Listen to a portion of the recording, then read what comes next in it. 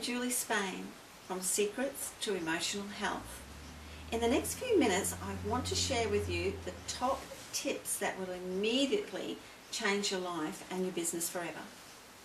If you're looking to regain your health and your vitality, once and for all, take back control of your life, free up your time and find that elusive work-life balance, and produce 10 times more with half the effort and half the pressure, then stay tuned. So, my top 10 tips for emotional health, vitality, happiness and success in work and life. Firstly, prioritize yourself. Let me ask you a question. Is your tank running on empty? For a lot of people, that's the truth. Now, with that, you're breaking a basic law of physics. You can only take out what you put in.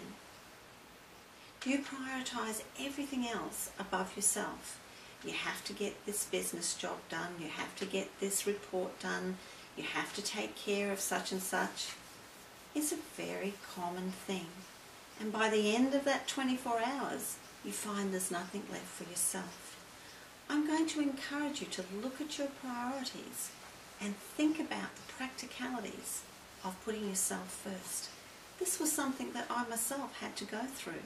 I was like most people and didn't do that. And then when under a crisis with so much to do, I actually changed and started to put myself first, and nothing became an issue for me anymore.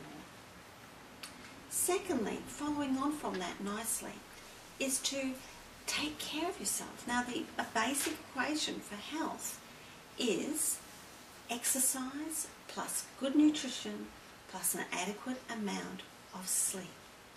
Now, when I talk about good nutrition, to put it in the most simplest of terms, we're talking about unprocessed foods.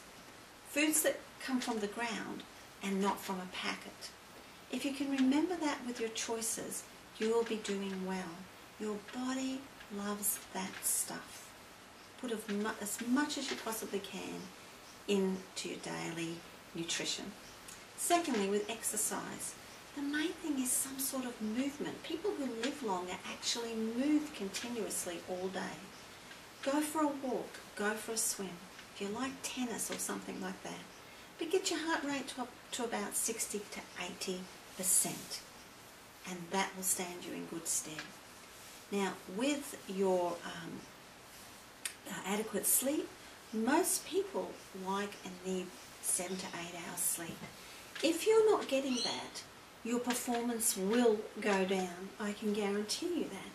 And that's not what you're wanting. You're wanting your performance and well-being to go up.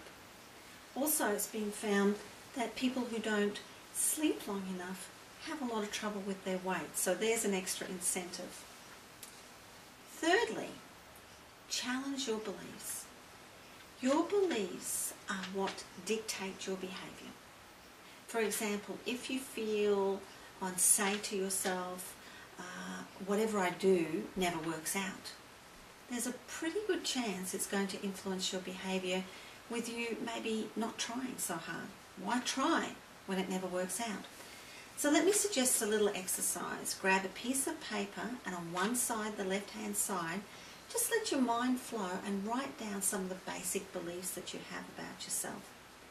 On the right-hand side, next to each of those beliefs, just put in what your behaviors or reactions are to those beliefs. You might get a shock. You might get a surprise and have not realized that what you're thinking is dictating how you're behaving. The next thing to do is on the next page, write the beliefs out how you think they should be and the sort of reactions that you would have if you were thinking that way. It's a wonderful way to actually change what is happening in your life. It takes about a month for that all to be processed. I've done this exercise myself with amazing results. Give it a go. What have you got to lose? The next is to know your life purpose.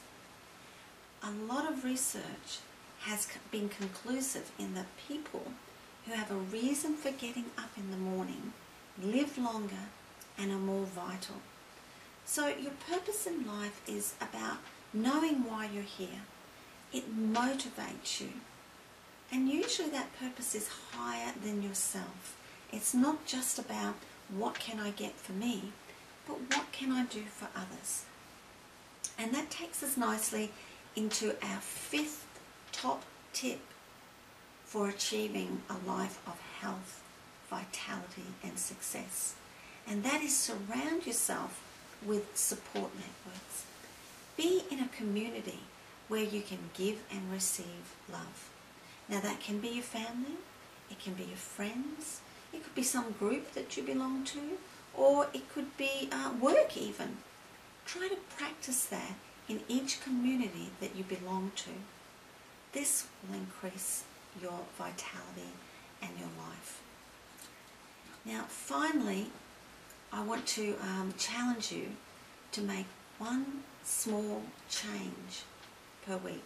Don't try too much, but grab hold of something that for now you'd really like to see happen and put that into practice. And then maybe each week add something. Before you know it, you will be where you want to be.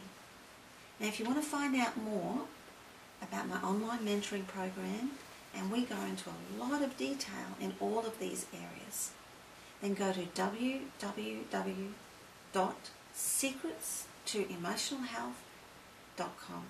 Thank you, and it was great chatting. Bye.